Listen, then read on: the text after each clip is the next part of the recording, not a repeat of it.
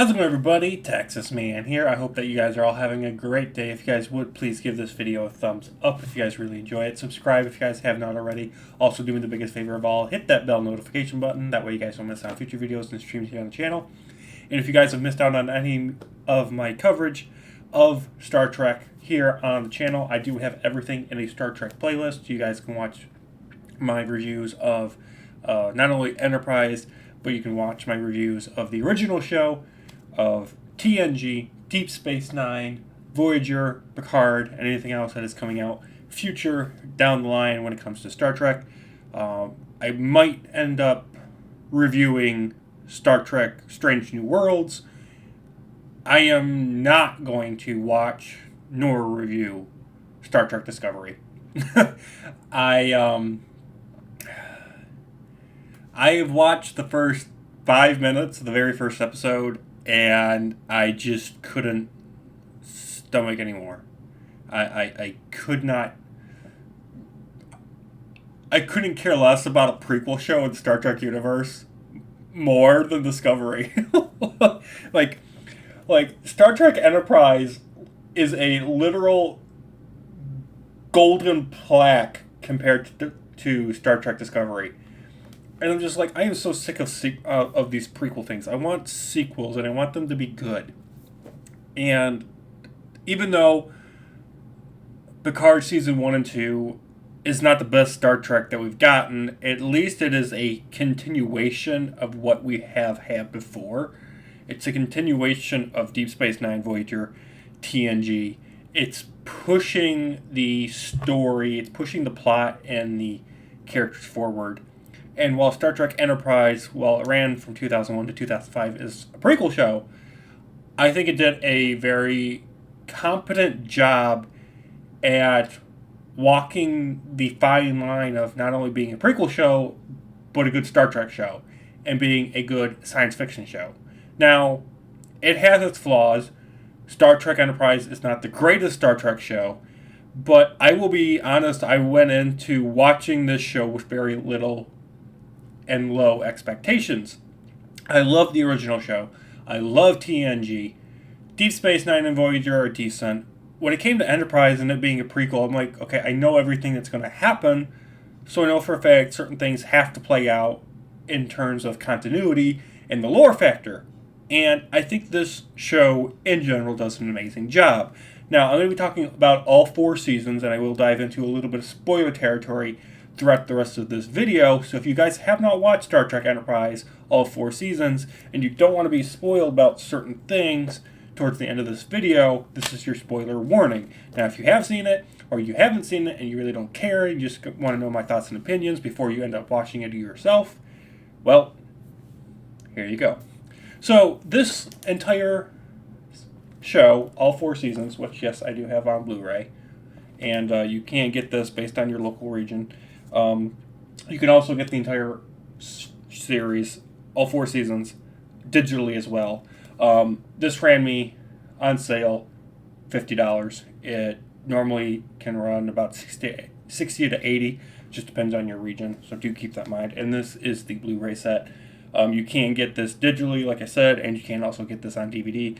I prefer the Blu-ray, prevents scratching. And what was interesting, though, is even though it is Blu-ray copy, if you have any smudge marks or anything on the disc won't read. So do keep that in mind in case you're having problems watching the Blu-ray version. If you're having it freeze or whatever, it's probably because you have a thumb mark or something on the disc.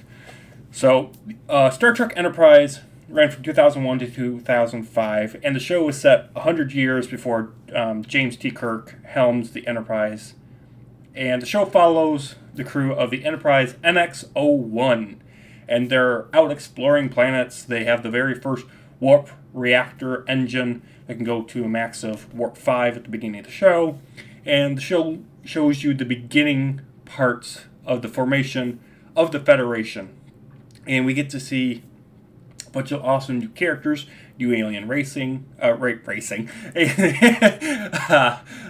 new alien races.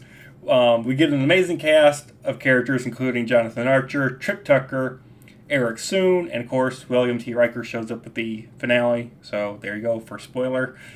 The show is a great entrance point to Star Trek as a franchise. So if you've never watched Star Trek, you're like, let's say, for example, you didn't grow up watching the original show, you didn't watch TNG, Deep Space Nine, or Voyager, and you're like me, and you're like 10 years old and you're wanting to watch Star Trek with your family, well, Star Trek Enterprise is where you kind of jumped into. And it's a great jumping point in because even if you have no knowledge of anything Star Trek related, you can watch this show and be immediately invested and have a basic understanding of what's going on within the Star Trek universe. Not only because it's a prequel show, but a lot of the Star Trek Enterprise episodes are standalone episodes. They're not, except for season 3. A lot of Star Trek Enterprise is one, maybe 2 episodes arcs. So you can watch a single episode 40, 45 minutes long and get a good sci-fi adventure in the Star Trek franchise with great character development. Now, obviously, if you watch the show from start to finish, you have a much better appreciation for the characters and the lore and the story. But you can watch a single episode of Star Trek Enterprise and still be entertained and still have fun, which is great.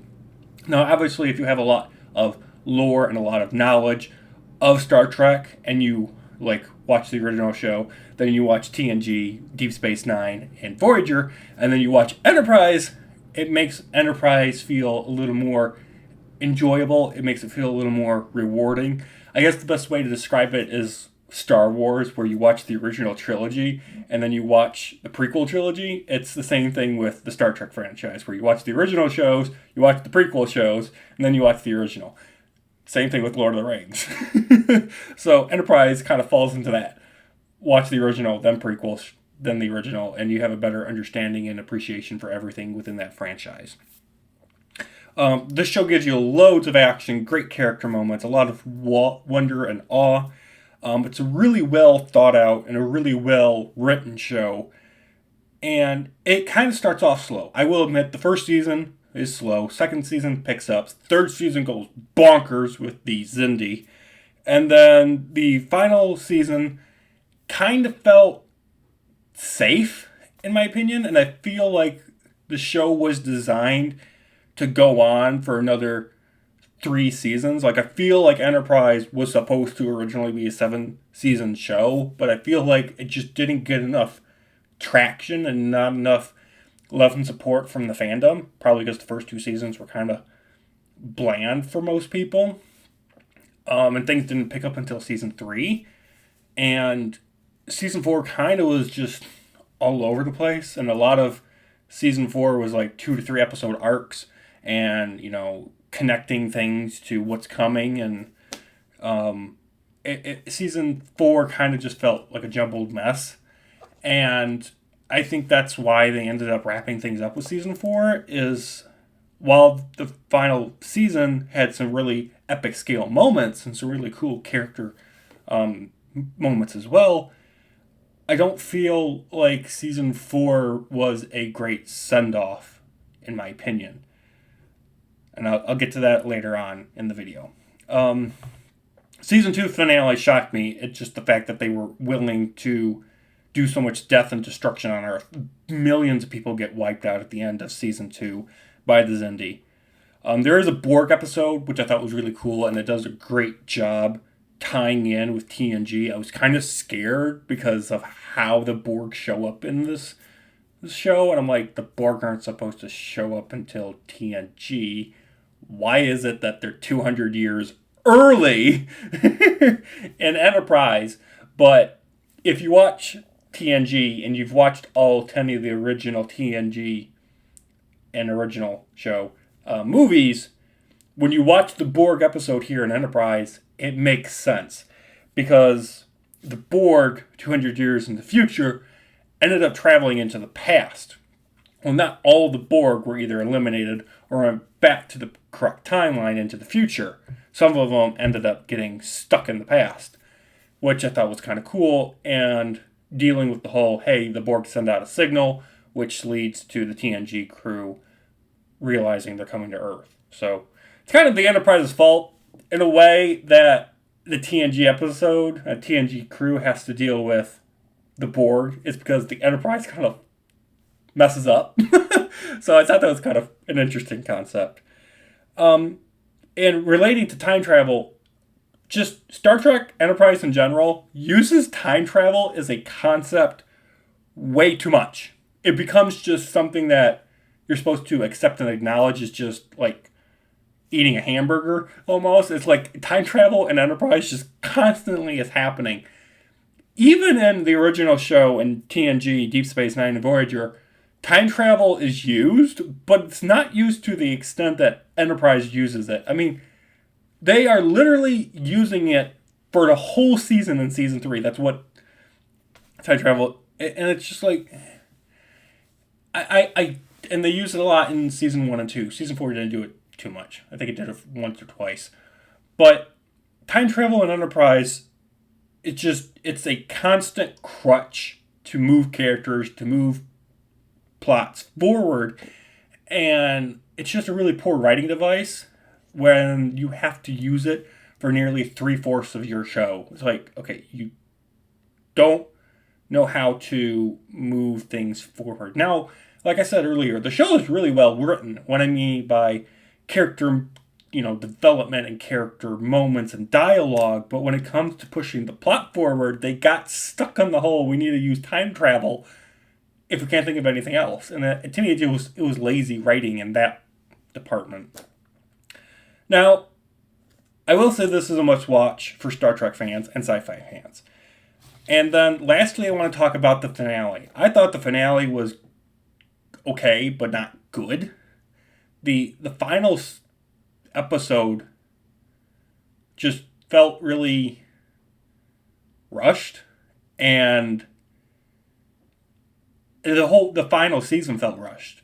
Like, they needed to really wrap up the stories, the characters, the plots, and I just don't feel like it was a satisfying conclusion. Using the whole let's merge Enterprise and TNG together using holographic technology to show the final adventures of the Enterprise crew for the show, it was a cool concept, but it didn't fit well. And like, I finished watching the episode and I understood where it was taking place timeline-wise in TNG, but I had to explain that to my mom and my brother that were watching it with me. And they're like, I thought we were watching Enterprise, not TNG. And I'm like, yeah, it's kind of 50-50 in this department. And then I'm explaining to them like what episode this is taking place in within the TNG universe. And they're like, okay, so you really have to have watched TNG to understand Enterprise. And I'm like, yeah, kinda, which is kind of weird considering it's a prequel show. Like, if you really wanted to watch the chronological order of Star Trek, you can't do it and understand what's going on. So that causes a very big problem.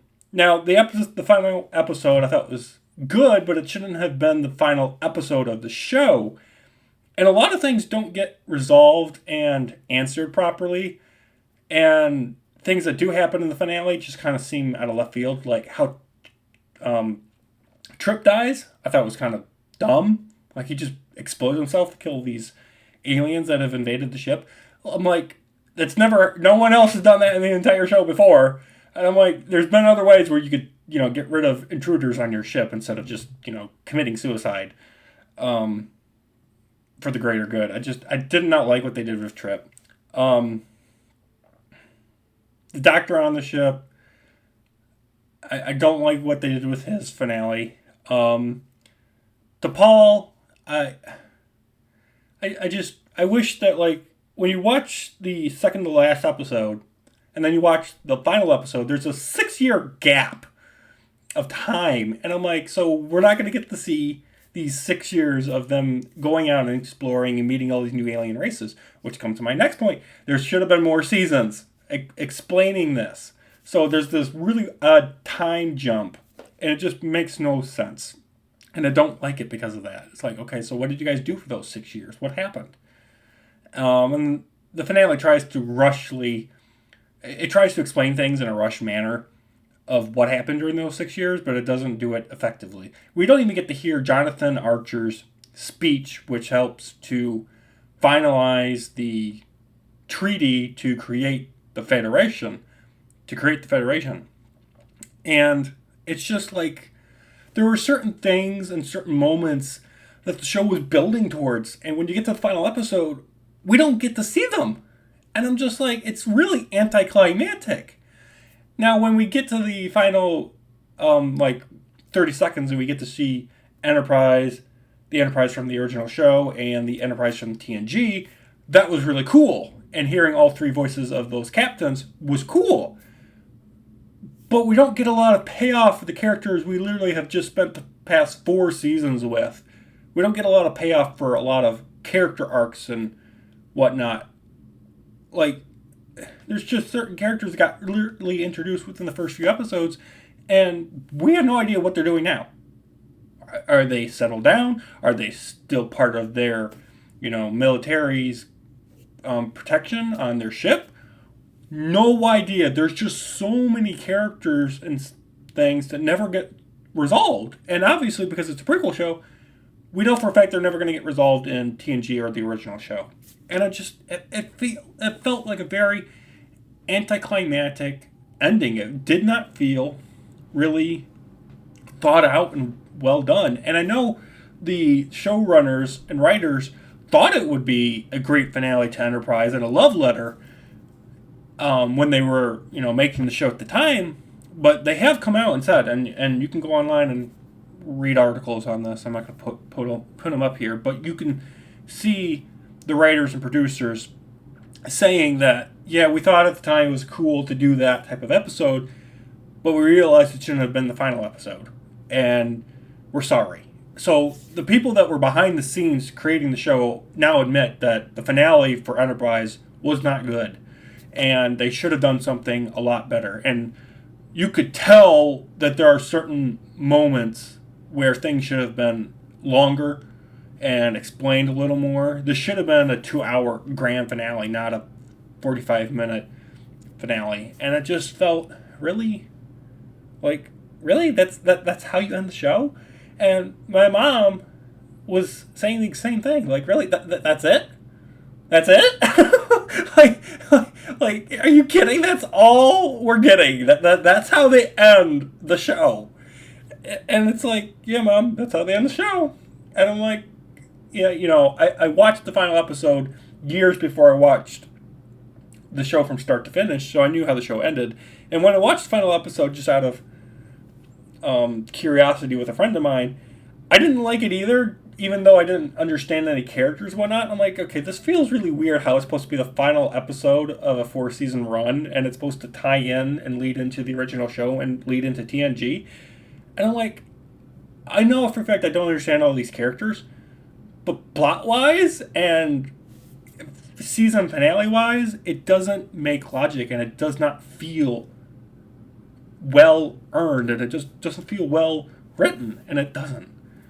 So, for Star Trek Enterprise, I'm going to rate all 4 seasons, and I hope that you guys enjoyed this video.